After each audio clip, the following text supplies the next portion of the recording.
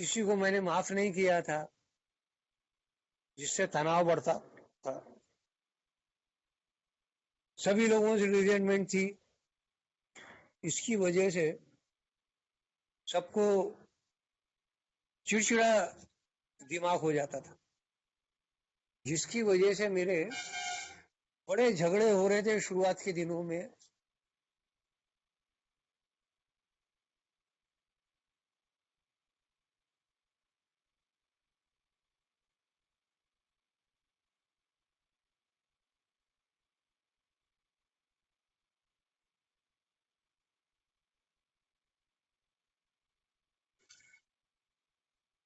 Hello. हाँ बोलिए बोलिए, आवाज आ हाँ रहा है। बोलिए बोलिए। हाँ हाँ, ये क्या बीच में फोन आ गया तो डिस्कनेक्ट हो गया था। तो हर आदमी से मेरा झगड़ा हो रहा था अल्कोहल के एमएस।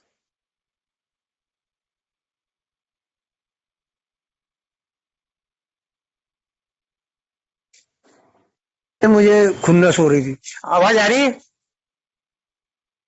आ रही है। आ रही आवाज आ रही। क्योंकि अभी फिर से फोन आ गया था। उसका हाँ फोन मैंने होता है। काटा, फिर फोन कर रहा है। ये लोगों को क्या है, मीटिंग के समय फोन करने की आदत है। खुद मीटिंग करते नहीं है और दूसरों को भी नहीं करने देते। अब ये नया खुन्नस पैदा हो गया। तो दोस्तों, किसी को मैं माफ नहीं कर रहा था और खुन्नस सबसे रख रहा था, तो बड़ा मिजरेबल लाइफ हो गया था। क्या होता था कि मैं अनिल जी के साथ में था जलगांव में। तो हम लोग खाना साथ में खाते थे। खाना खाते खाते मेरी दिमागी परेशानी कैसी थी उसका एक उदाहरण बताता हूँ। खाना खाते खाते बात कर रहा था मैं। अनिल जी को मैं बोल रहा था, यार मेरी वाइफ आने नहीं दे रही है, तो मैं एक बार जबरदस्ती जाके घर में घुस जाता हूँ।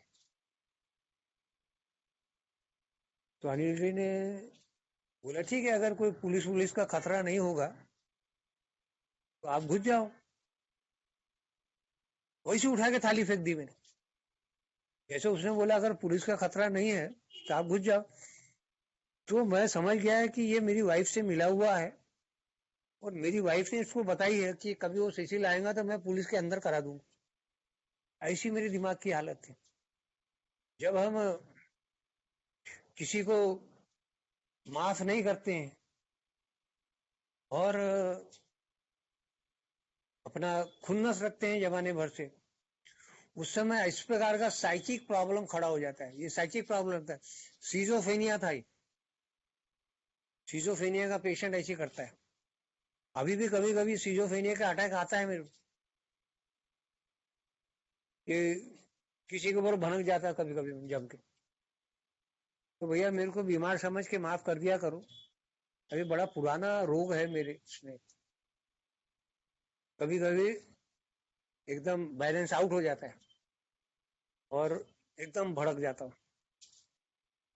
लेकिन आजकल क्या है, जल्दी समझ में आ जाता है और मैं उसका इलाज कर लेता हूँ। उसे माफी मांग के, माफ करके, प्रार्थना करके, ये सब टूल्स मुझे मिले हुए सब ठीक हो जाता है।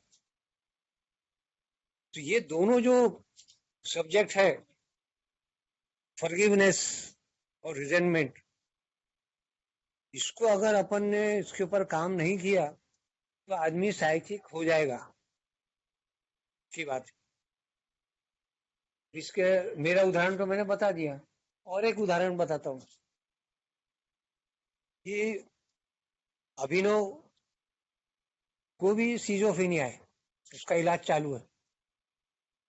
तो जब बड़ा लड़का मेरा मर गया, उसके मरने के बाद भी ये दारू बंद नहीं कर रहा था और बहुत धूम कर रहा था। तो आप लोगों ने देखा है उसको एकदम ठंडा हो गया। लेकिन दारू में अच्छे अच्छे मुर्दे के जी में डाल दो दारू, वो भी उठ के नाचने लगता है। तो अल्कोहलिक जिसने पेट के अंदर डाली वो तो पूछो ही मत क्या हाल करता। वो बहुत परेशान हो गया था, मैं चिंता हो गया था। अब रिजेंटमेंट और किसी को माफ नहीं करना, ये दो लफड़े तो थे, ये तीसरा लफड़ा खड़ा हो गया, चिंता। अब मेरे दूसरे बेटे का क्या हुआ। लेकिन ए में आने के बाद हमको भगवान मिल जाता है, और भगवान हमारे जो हम नहीं कर सकते अपने लिए वो भगवान हमारे लिए कर देता है। तो मैं प्रार्थना में लगा हुआ था, रोज सुबह चढ़ जाता था 6:30 बजे। तो भगवान ने मुझे मदद करने के लिए एक लड़की को भेजा है बैंगलोर से। 20 साल की लड़की थी, वो बैंगलोर से आई थी और यहाँ कुछ चर्च के कुछ ट्रेनिंग पर आई थी। तो नागपुर में जॉय लोबो के साथ में वो प्रेमदान में थी। मेरे को नहीं मालूम था, मेरे को चर्च में मेरे को गुड मॉर्निंग बोली, गुड मॉर्निंग अंकल। मैं बोला नई लड़की है, बातचीत किया उसे और मैंने उसके पास शेयर कर दिया कि बेटा एक प्रॉब्लम है, मेरा एक लड़का मर गया है और एक ऐसा ऐसा है। तो मैंने ऐसे लड़की से बातचीत किया है, उसने सोल्यूशन बता दी मेरी। सिर्फ 20 साल की लड़की थी।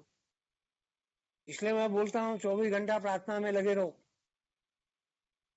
भगवान बैंगलोर से, इंग्लैंड से, अमेरिका से आदमी को बुला देगा तुम्हारा प्रॉब्लम सॉल्व करने की। वो लड़की को पहली बार मिला मैं, तो उसने मेरे को बताया कि सेमिनरी में एक फादर है मैथ्यू, उसको बहुत कैरिस्मेटिक प्रेयर अच्छा करता है और बहुत पावर है उसको, तुम अपने लड़के को उससे मिलाओ। दोस्तों अपॉइंटमेंट लेने के लिए 1 हफ्ता लग गया मेरे को। एक दिन वो फादर आया और जैसा घुसा वो घर में, मेरे लड़के को बोला बेटा तेरे को तेरा दिल जिसने दुखाया सबको माफ कर दे। ये स्पिरिचुअल लोग क्या बड़े जल्दी पहचान जाती बीमारी, देखते बराबर बीमारी पहचान गया। साला मैं तो अवाक रह गया। वैसी एक ही मेंबरों को पावर है, अनिल भी को भी पावर, देखते बराबर समझ जाता क्या हो गया। मेरा लड़का उछल के बोला कि भैया मैं सबको माफ कर सकता हूँ, मैं मेरे बड़े भाई को माफ नहीं कर सकता हूँ। बड़ा भाई जब नशा करता था तो उसने बहुत इसको तकलीफ दिया, वो बीमार था, उसकी बीमारी से ये भी बीमार हो गया। अब वो मर गया, फिर वो उसके बारे में खुन्नस रख के बैठा हुआ था, रिजेंटमेंट, और उसको माफ नहीं कर रहा था। फिर वो उस प्रिस्ट ने एक कहानी बताई मेरे लड़के को कि बेटा बैंगलोर में एक लड़की थी, वो भी 20 साल की थी, उसको क्रॉनिक हेडेक था, 4-5 बार ब्रेन का ऑपरेशन हो गया था। ये तो साइकिक प्रॉब्लम होने की वजह से ये दिमाग में ऐसी तकलीफ हो जाती।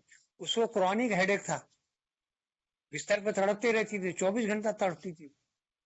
इसके लिए ब्रेन का ऑपरेशन कर दिया डॉक्टरों ने। अरे भैया प्रॉब्लम उसके माइंड में था और आत्मा में था, माइंड और आत्मा नहीं दिखता है। इसका ऑपरेशन स्पिरिचुअलिटी से होता है। तो उसने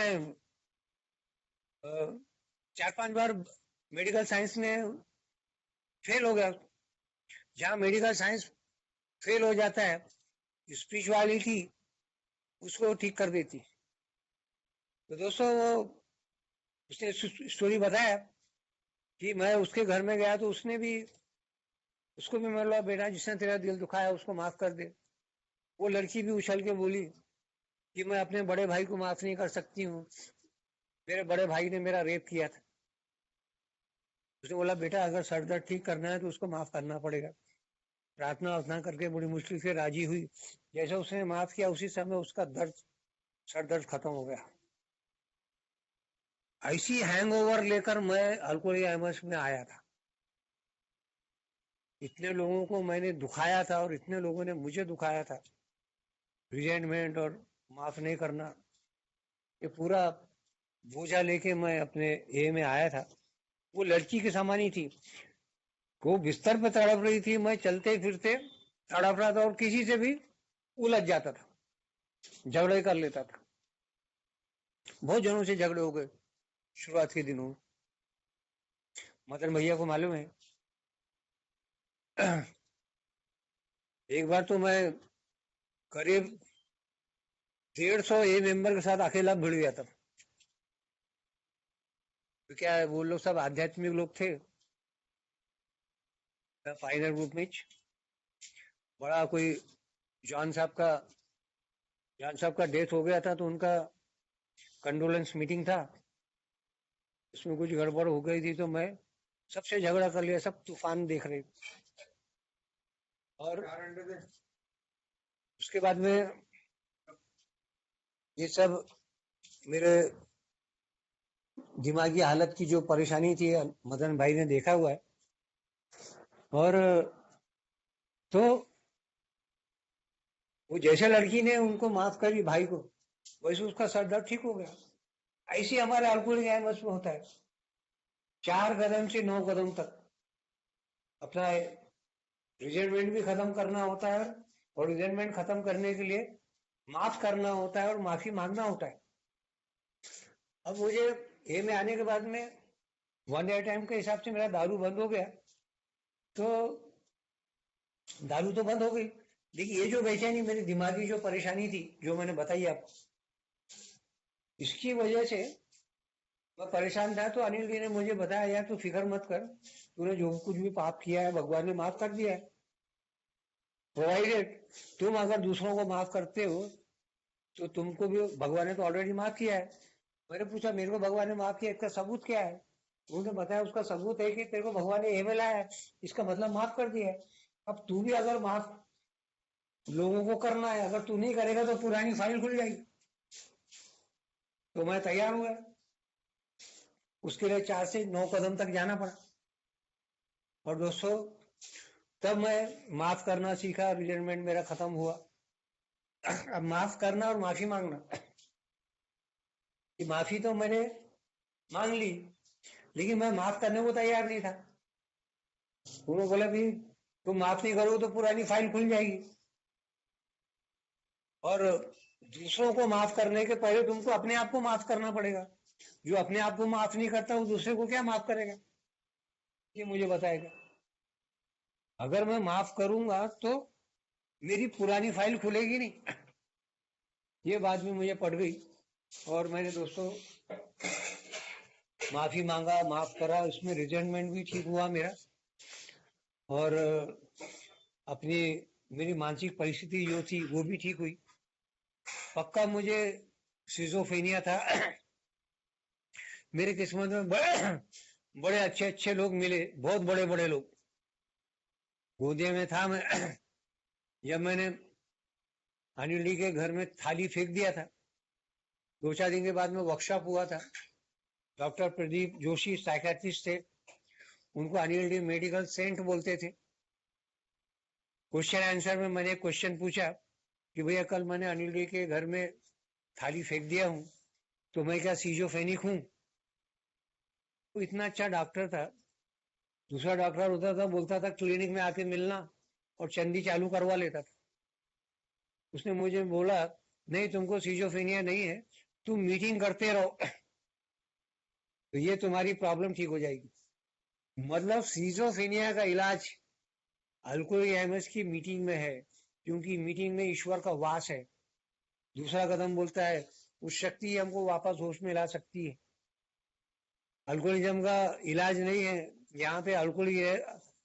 अल्कोहलिक के दिमाग का इलाज होता है कि a power greater than ourselves could restore us to sanity. हमारा जो पागलपन है, वो पागलपन मीटिंग करने से ईश्वर का वहां वास होता है, और वो हमारे दिमाग का इलाज करता है 23 घंटे के लिए। 23 घंटे के लिए हम ठीक रहते हैं, और 23 घंटे के बाद में हमको फिर से मीटिंग करना पड़ता है। इस प्रकार मीटिंग करते करते, मैं ज्यादा मीटिंग इसलिए करता हूँ क्योंकि मेरा बीमारी इतना बड़ा है, इसलिए मैं दिन भर इन्वॉल्व रहता हूँ। तो अभी ना कोई सुख है ना कोई दुख है, मध्य में हूँ। सुख में भी ज्यादा उछलेगा तो भी गड़बड़ हो जाएगी, दुख में भी दब जाएगा तो और गड़बड़ हो जाएंगी। तो कुछ पता ही नहीं चलता सुख कब है और दुख कब है, सब बराबर है मध्य में। ईश्वर मेरे दिमाग का इलाज कर रहा है, क्योंकि मैं लोगों से माफी भी मांग रहा हूँ, माफ भी कर रहा हूँ, और रजिस्टर रिजनमेंट उसके लिए प्रार्थना भी कर रहा हूँ, तो बढ़िया मेरा मेंटल हेल्थ, ऐसा मैं बोल सकता हूँ कि मेरी इमोशनल हेल्थ बहुत ही सॉलिड हो गई है। थैंक यू दोस्तों। अभी मैं प्रार्थना